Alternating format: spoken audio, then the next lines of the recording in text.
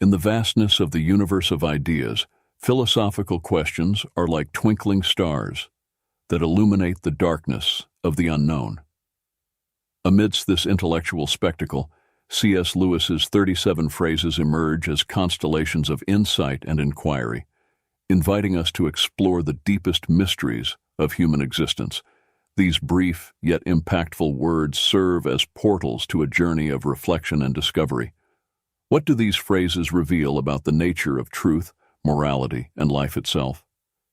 How do they challenge us to rethink our own conceptions and delve into the depths of human thought?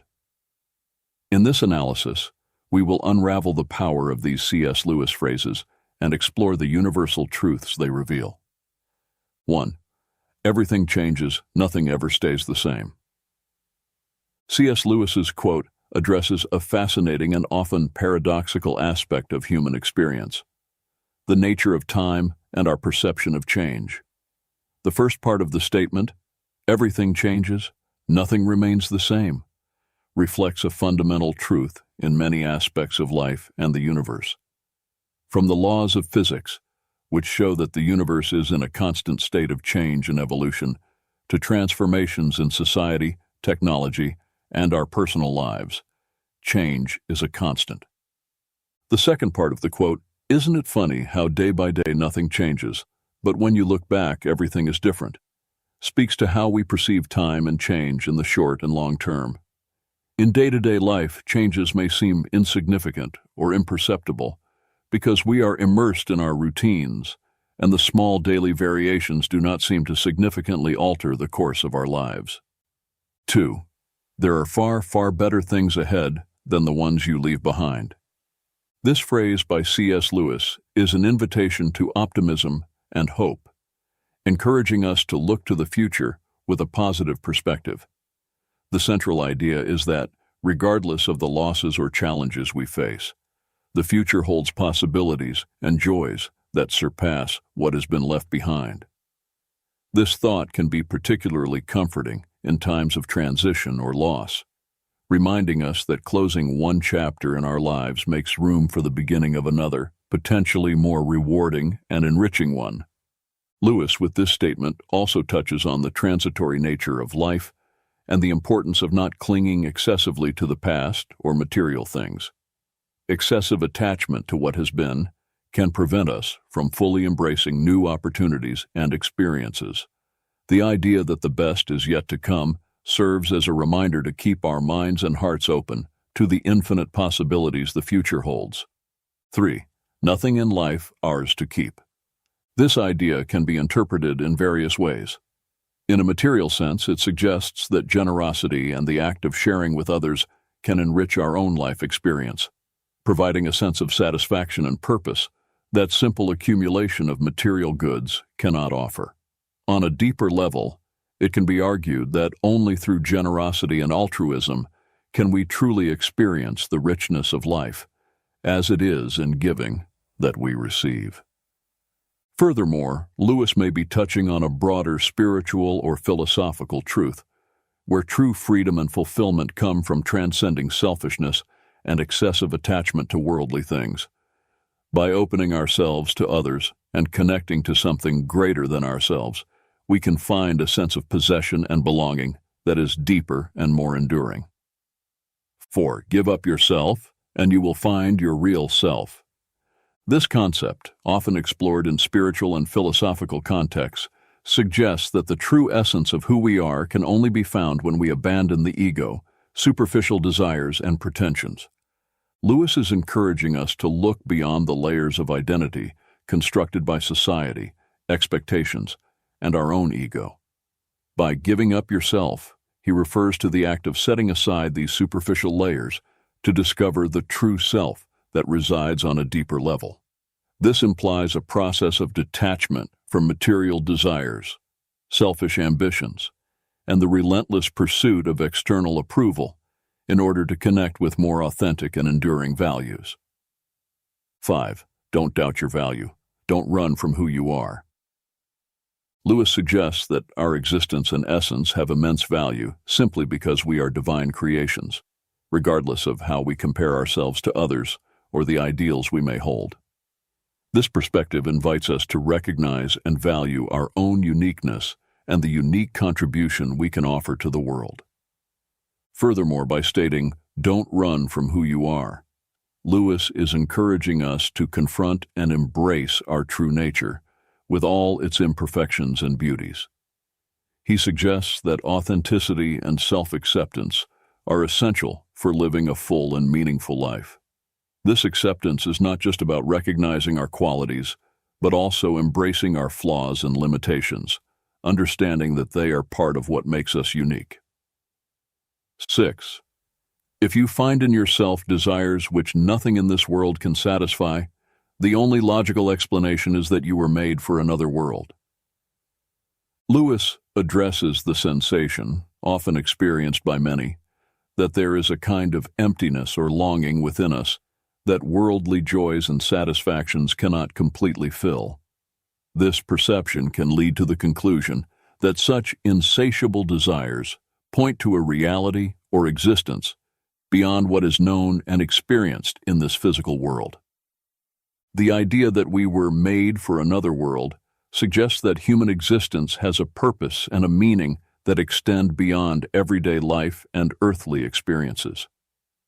This view is rooted in many spiritual and religious traditions, which see life on earth as a journey or preparation for a higher or spiritual reality. 7. You don't have a soul. You are a soul. You have a body. Lewis is challenging the common perception that often prioritizes the physical and material, redefining human identity in a way that places the soul, or the spiritual essence, at the center. By stating that you are a soul, Lewis highlights the primacy and eternal importance of the soul compared to the physical body, which is temporary and transient. This view echoes many religious and philosophical traditions that see the body as a temporary vessel for the soul, which is the true essence of being. The idea that each of you will still be alive after the dissolution of the physical universe speaks to the belief in the continuity of the soul's existence beyond physical death. Lewis suggests that the true essence of who we are transcends the limitations of time and physical space, pointing to a spiritual reality that is eternal and unchanging. 8. Don't shine so others can see you. Shine so that, through you, others can see God. This idea is deeply rooted in the Christian notion of testimony, where an individual's life is seen as a mirror or a beacon that reflects God's light to the world. Instead of seeking personal glory, Lewis suggests that we should aspire to live in such a way that our actions, words, and even our presence allow others to glimpse divinity, goodness, and truth that transcend our individual existence. This perspective shifts the focus from the self to the other, and ultimately to the divine, promoting a way of living that is marked by generosity, service, and authenticity. By shining not for our own enhancement, but to illuminate the path to God, we are called to an existence that values humility and altruism, recognizing that our greatest contribution may be to facilitate others in finding their own connection to the sacred. 9. Hardships often prepare ordinary people for an extraordinary destiny. Lewis suggests that challenges and adversities are not mere meaningless obstacles, but rather instruments of growth and preparation. Difficulties have the potential to transform us, shaping our character and refining our virtues in ways that prosperity and ease simply cannot. This process of growth through adversity is often what prepares us to take on larger roles and responsibilities, leading us to destinies that far surpass our initial circumstances. By mentioning that God allows these experiences of low points, Lewis is touching on the notion that there is a divine order and purpose behind life's events, even those that seem negative at first glance. The lessons learned through adversity are seen as essential to our spiritual and personal development, teaching us perseverance, compassion, humility, and dependence on a force greater than ourselves. The idea that God does not make anyone wait unless it is good for him to wait reflects a view that God's timing is perfect, even if we do not immediately understand it. Patience and waiting are seen not as emptiness or meaningless inactivity, but as an opportunity for internal growth and preparation for what is to come. Thus, Lewis encourages us to face difficulties and periods of waiting, not as abandonments, but as integral parts of a larger plan that leads us to an extraordinary destiny. 10. Experience is the most brutal of teachers. By referring to experience as the most brutal of teachers, Lewis is underscoring the often harsh and unforgiving nature of real life as a vehicle for learning. Unlike theoretical or academic learning, experience educates us through successes, and more often through failures, losses, and challenges. These moments can be painful and difficult to endure, but they are also incredibly potent in forging character, resilience, and wisdom. The second part of the phrase, "but you learn, my God, do you learn," emphasizes the effectiveness of this type of learning. Despite its brutality, or perhaps because of it, the lessons learned through experience tend to be deeply internalized.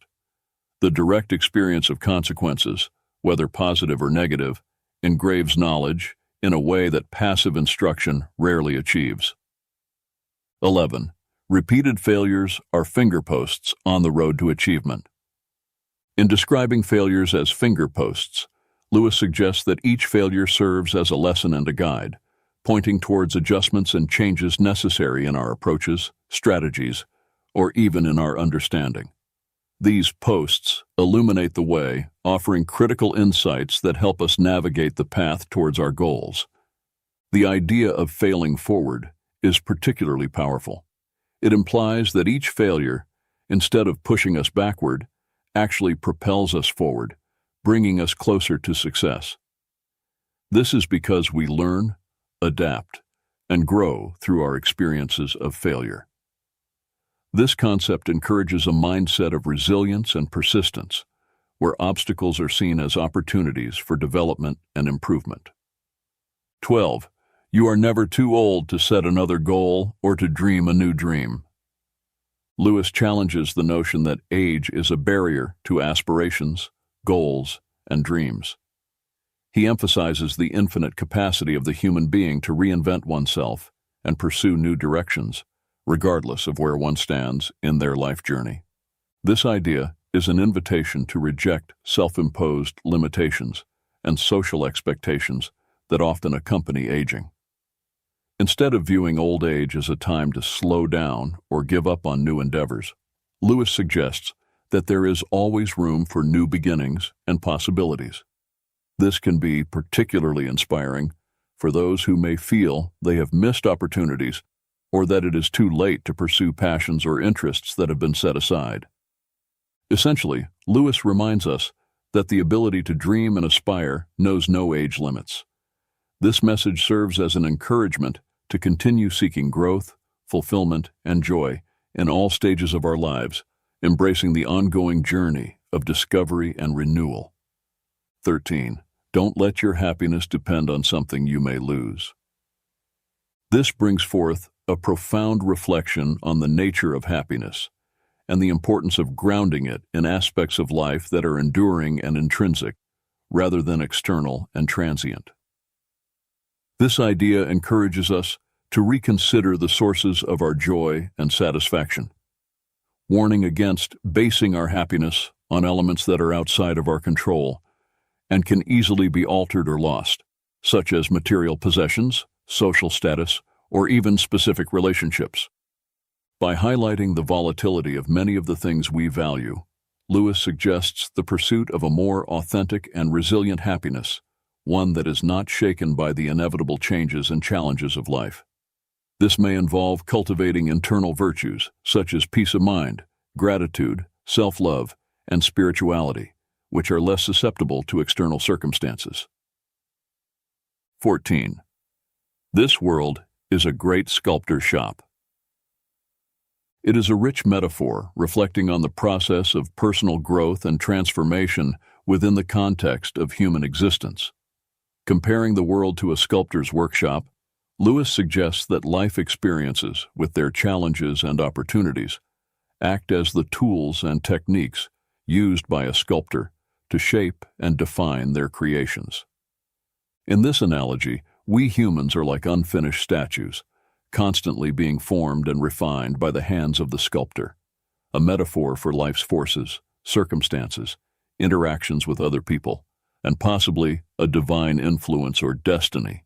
Each experience carves our character, molds our values, and affects our life trajectory, contributing to the ongoing process of becoming who we are meant to be. The rumor that some statues will come to life can be interpreted as an allusion to the idea of reaching a state of awakening or spiritual enlightenment, where one becomes fully aware of their purpose, their essential nature, and their connection to something greater than themselves.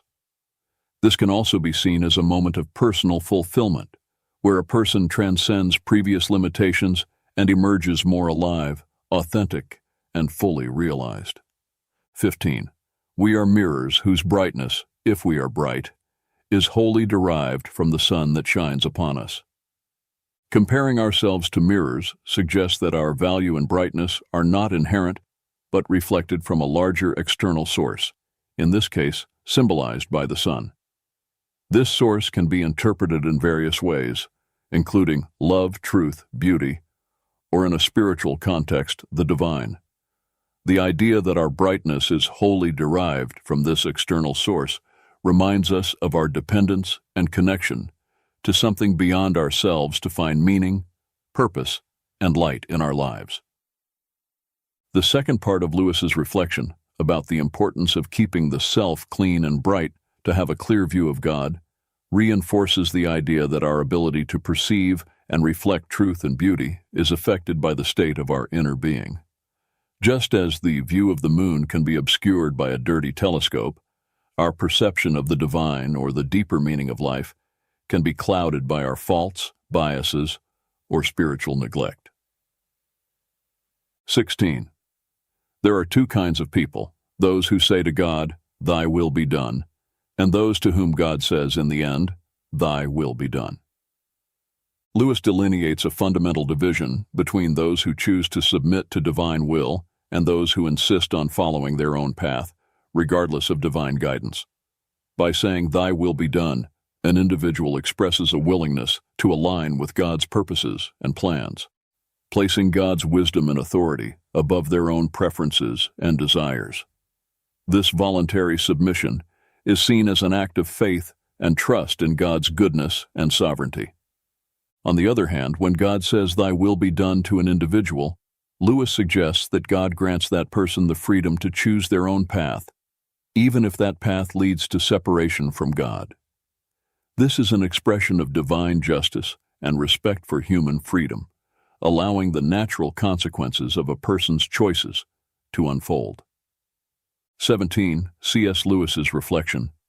I have no duty to be anyone's friend, and no man in the world has a duty to be mine. No claims, no shadow of necessity. Friendship is unnecessary, like philosophy, like art, like the universe itself, for God did not need to create. It has no survival value. Rather, it is one of those things which give value to survival, addresses the nature and value of friendship in a deeply contemplative manner. Lewis is highlighting that friendship, unlike basic needs such as food and shelter, is not essential for our physical survival. However, he argues that it is precisely this unnecessariness that elevates friendship, philosophy, art, and the universe to something that transcends mere functionality or utility. Friendship is valued not for its usefulness, but for its ability to enrich the human experience, adding a layer of meaning, joy, and depth to life that goes beyond mere survival.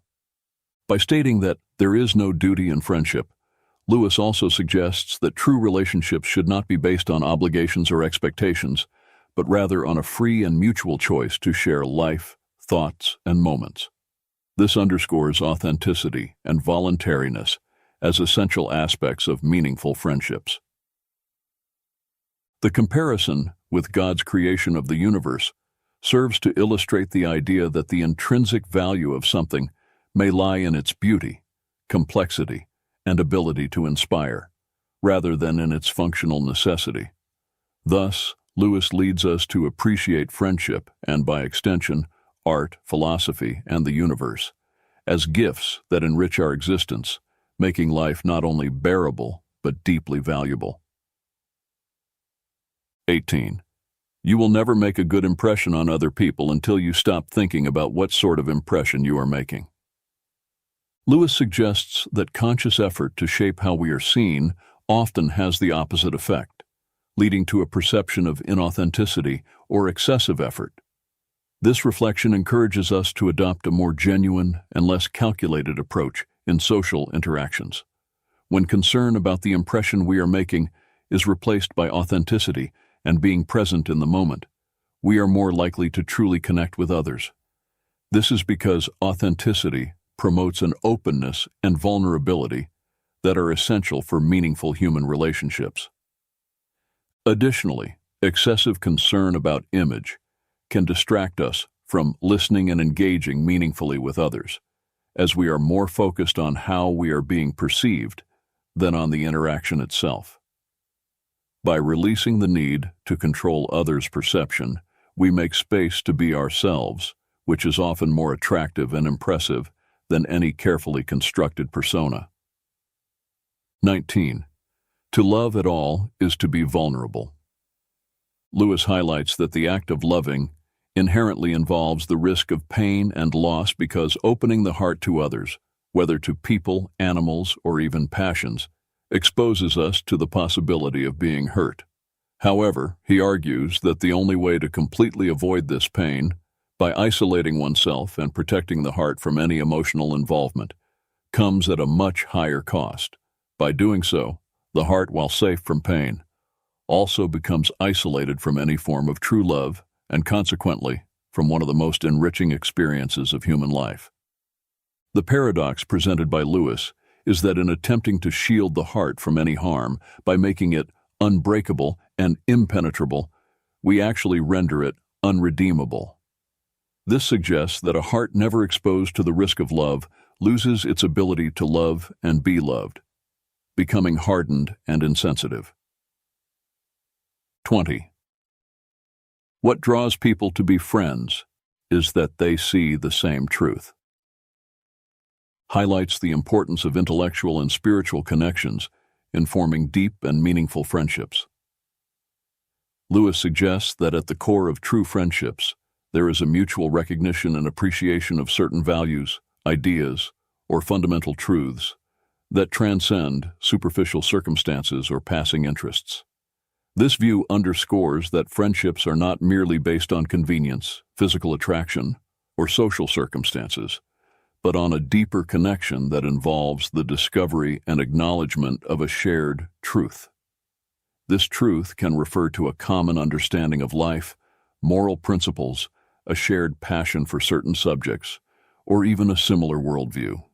The act of sharing this truth implies not only recognizing it, but also experiencing and exploring it together, which can provide a solid foundation for the development of a lasting friendship. Friendships rooted in this kind of mutual understanding tend to be more resilient and enriching, as they are based on the mutual appreciation of aspects of being that are considered significant and valuable. 21. Love is a steady wish for the loved person's ultimate good. Lewis redefines love beyond the common notion of intense emotion or physical attraction. He presents love as an active and deliberate commitment to the well-being and happiness of the other person, regardless of circumstances or one's own emotions. This conception of love as a steady wish emphasizes the volitional and intentional nature of true love. It is not seen as something passive or merely sentimental, but as a continuous choice to prioritize the good of the loved one. This implies a commitment to actions and decisions that promote the well-being and fulfillment of that person, even if it requires sacrifice or selflessness. By qualifying the supreme good so far as it can be attained, Lewis also acknowledges the reality of human limitations in life circumstances. He suggests that while love aspires to the ideal of the highest good for the loved one must act within practical possibilities and the limitations of the real world. 22. Do not waste time bothering whether you love your neighbor. Act as if you did, and you will. explores a pragmatic and action-oriented approach to loving one's neighbor, a central idea in many ethical and religious traditions. Lewis suggests that instead of being paralyzed by internal analysis of our feelings or doubt about our ability to love others, we should simply start acting as if we love them. This principle reflects the idea that love can be both an action and a feeling, and that by choosing to act lovingly, regardless of our momentary feelings, we can cultivate genuine feelings of love over time. 23. No man knows how bad he is till he has tried very hard to be good. Addresses the complexity of human nature and the discovery of personal character through the effort to live according to high ethical or moral standards. Lewis suggests that it is in the process of striving to act rightly and do good that we often come face to face with our own failures, limitations, and negative tendencies. This reflection implies that understanding our own imperfections and the ability to recognize our faults are amplified when we put ourselves to the test, seeking to live virtuously. This can be a humbling experience as we discover that goodness and virtue are not as easily achieved as we might have imagined, thus revealing the depth and persistence of our flaws and weaknesses. 24. In God there is no hunger that needs to be filled, only plenteousness that desires to give, reflects a profound theological view on the nature of God and the relationship between the divine and humanity. Lewis suggests that God, being a being of fullness and perfection, has no needs or lacks. Instead, he is an infinite source of generosity and giving. This idea contrasts the conception of God with human nature, which is often driven by needs, desires, and a constant search for satisfaction. Instead, God is portrayed as someone whose essence is fullness, needing nothing from us to complete or improve his being. Therefore, God's desire to relate to humanity and provide for his creations is not motivated by a lack or need, but by an expansive and generous love that seeks to share his own fullness. 25. If a person thinks she is not conceited, she is very conceited indeed. Addresses the paradoxical nature of self-perception, especially regarding pride and vanity. Lewis suggests that excessive self-assurance in one's humility can ironically be a sign of deep pride.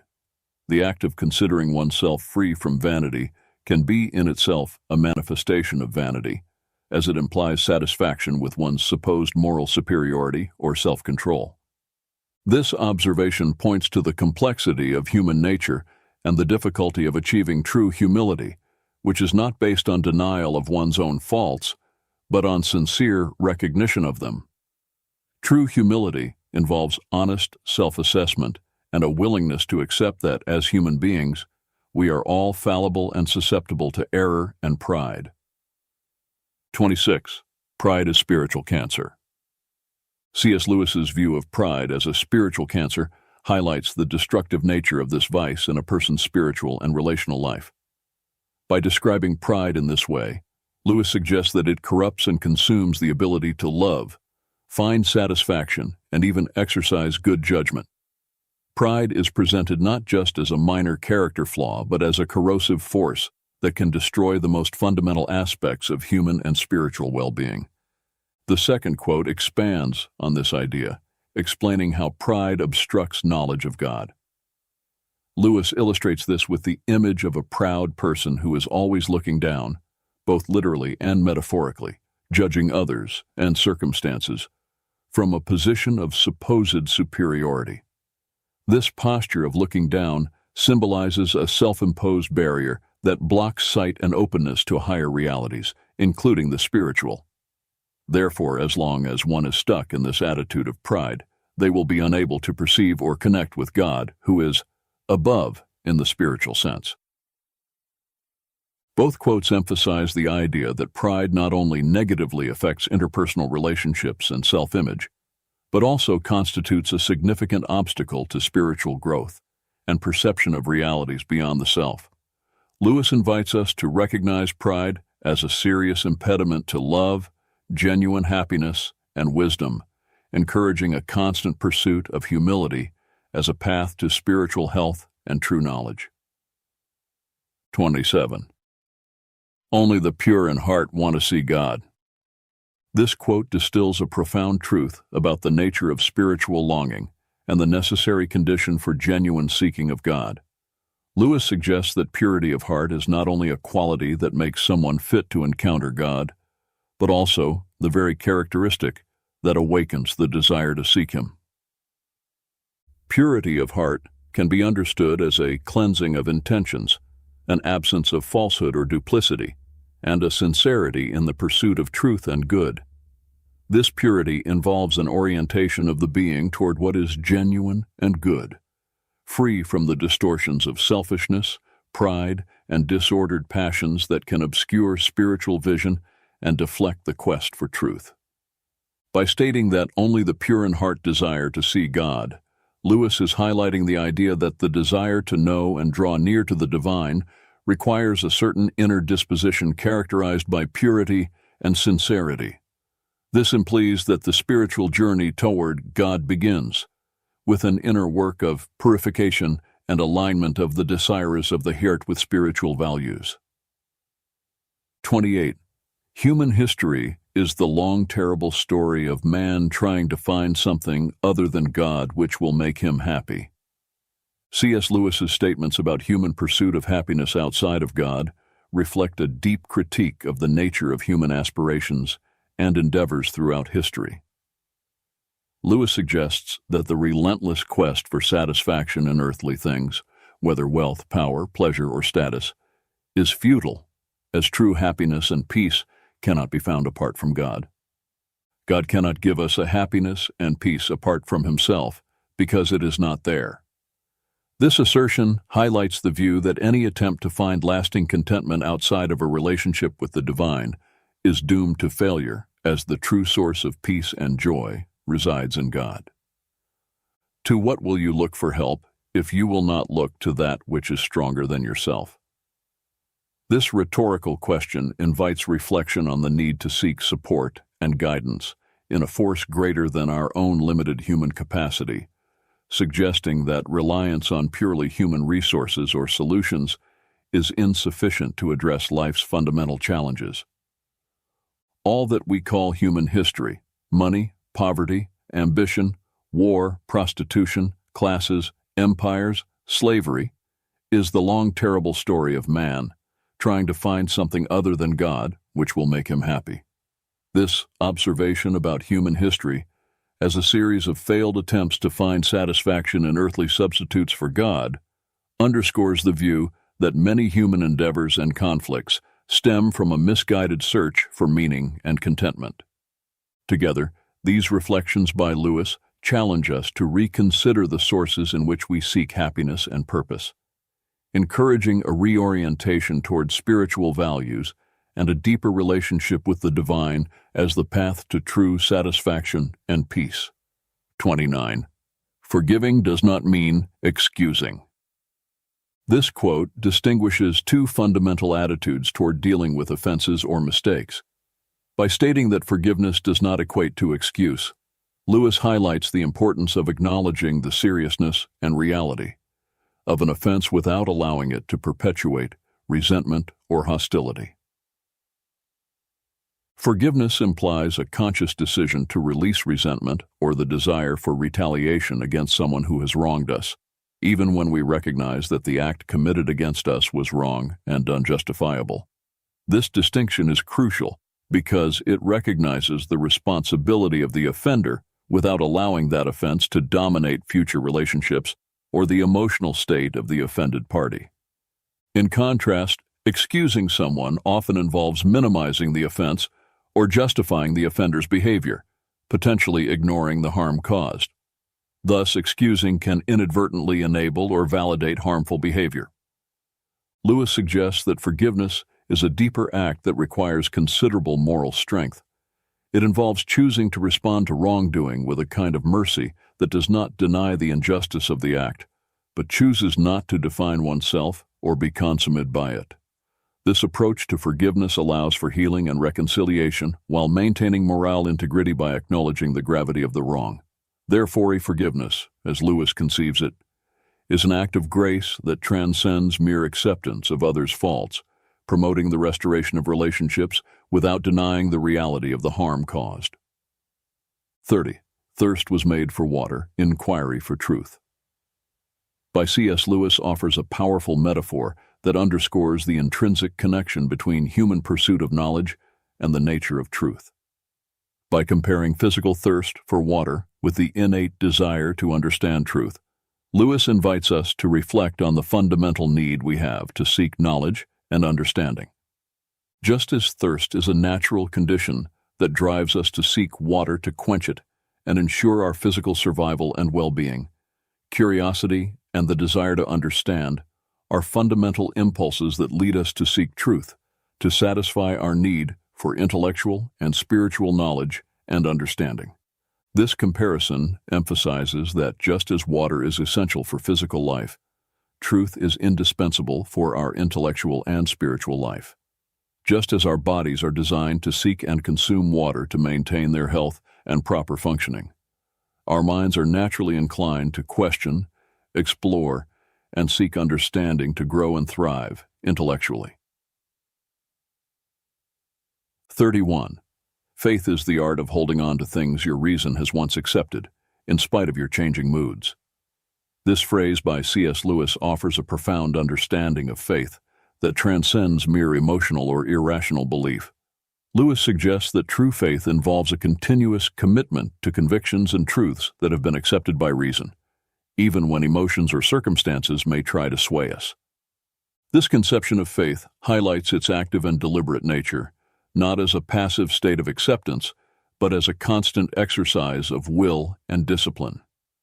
By defining faith as the art of staying firm, Lewis implies that it requires practice, skill, and conscious effort to sustain beliefs in the face of doubt, fear, or uncertainty that may arise with fluctuations in our emotional states or changes in life circumstances. By emphasizing that faith is based on things reason once accepted, Lewis is also rejecting the notion that faith and reason are mutually exclusive. Instead, he proposes that authentic faith has its roots in rational and conscious understanding, and that maintaining this faith requires a continuous and deliberate return to these rational principles, especially when challenged by ever-changing moods. 32. We meet no ordinary people in our lives. This statement by C.S. Lewis offers a deeply human perspective on the nature of interpersonal interactions and the uniqueness of each individual. Lewis suggests that every human encounter, no matter how brief or trivial it may seem, is an opportunity to connect with someone extraordinary, whose life, experiences, and perspectives are unique and valuable. This assertion challenges the notion that some people are common or ordinary, highlighting that all individuals have a story, an inner complexity, and a unique potential that make them worthy of attention and respect. Even those who may seem to play mundane roles in our lives can have unexplored depths and inner riches that deserve to be recognized and valued. 33. Everyone thinks forgiveness is a lovely idea until he has something to forgive. This quote addresses the challenging nature of forgiveness and how our perspective on it can change when we find ourselves in the position of needing to forgive someone for a transgression or injustice. Initially, many people may agree that forgiveness is a noble and desirable virtue, recognizing its moral value and the emotional benefits it can bring to both the aggressor and the offended party.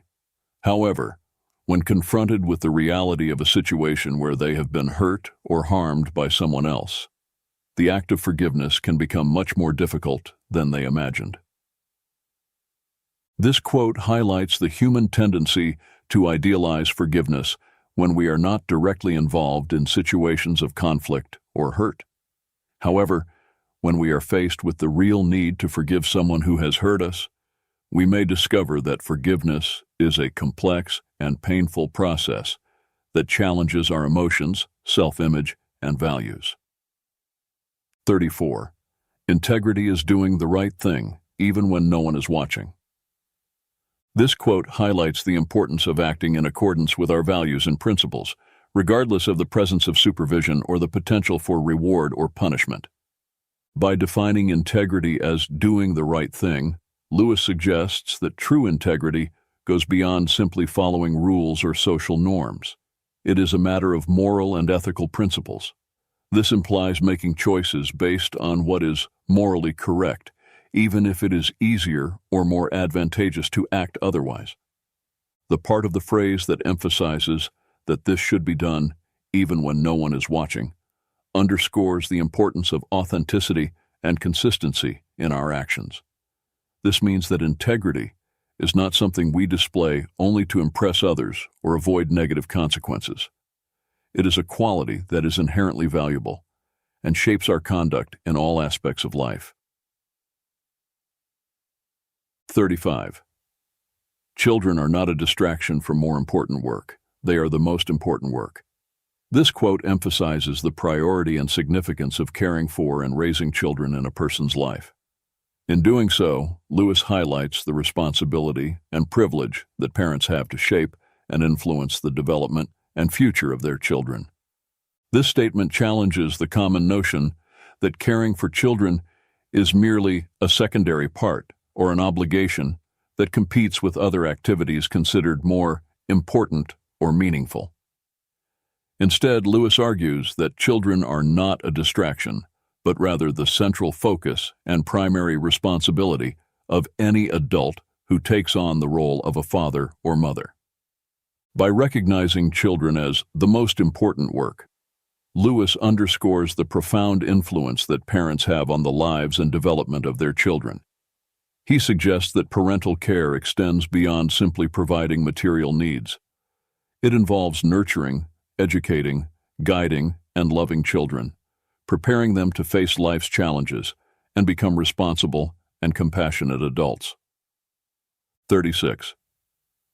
A children's story that can only be enjoyed by children is not a good children's story. Lewis argues that a story intended for children should be able to captivate and enchant not only the child audience, but also adults, regardless of their age. This statement suggests that the best children's stories transcend age limitations and have a universal appeal that resonates with readers of all ages. They should contain elements such as imagination, adventure, wisdom, and emotion, which can be appreciated and valued by people of all ages, from the youngest children to the oldest adults. By emphasizing that a good children's story should be able to attract a broader audience, Lewis acknowledges the importance of the power of narrative to educate, inspire, and entertain people of all ages. He suggests that, even as we grow and mature, we never lose our love for the magic of enchanting stories, and that we should continue to seek out that magic throughout our lives. 37. True humility is not thinking less of yourself, it's thinking of yourself less. By stating that true humility is not thinking less of yourself, Lewis highlights that self-esteem and recognizing one's own worth are not incompatible with humility. On the contrary, genuine humility involves a balanced view of oneself, free from arrogance or pride, but also free from self-deprecation or underestimation. The second part of the phrase, "it's thinking of yourself less," points to the essence of true humility. It suggests that genuine humility is characterized by a shift of focus from the ego and one's own needs to the needs and interests of others. This implies a spirit of service, compassion, and consideration for others, where the self is not at the center of attention, but rather concern for the well-being and happiness of others. This quote challenges the common notion that humility is linked to self-denial or lack of self-esteem. Instead, Lewis argues that true humility is rooted in a balanced view of oneself, combined with a sincere willingness to put others first.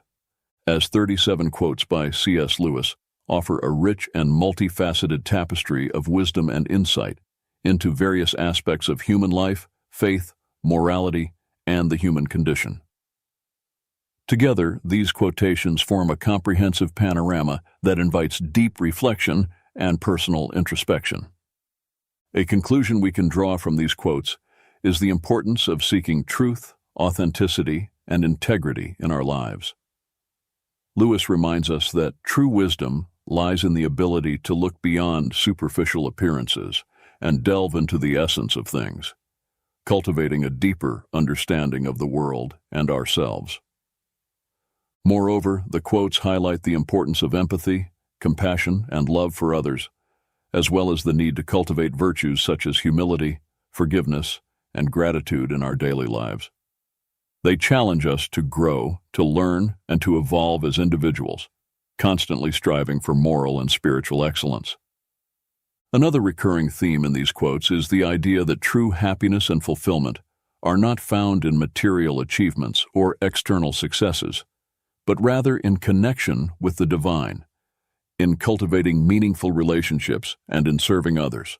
Ultimately, C.S. Lewis's words remind us that the journey of life is a continuous search for meaning, purpose, and transcendence. They encourage us to embrace the challenges, to embrace the journey of life with courage and determination, and to constantly seek truth, goodness, and beauty in the world around us.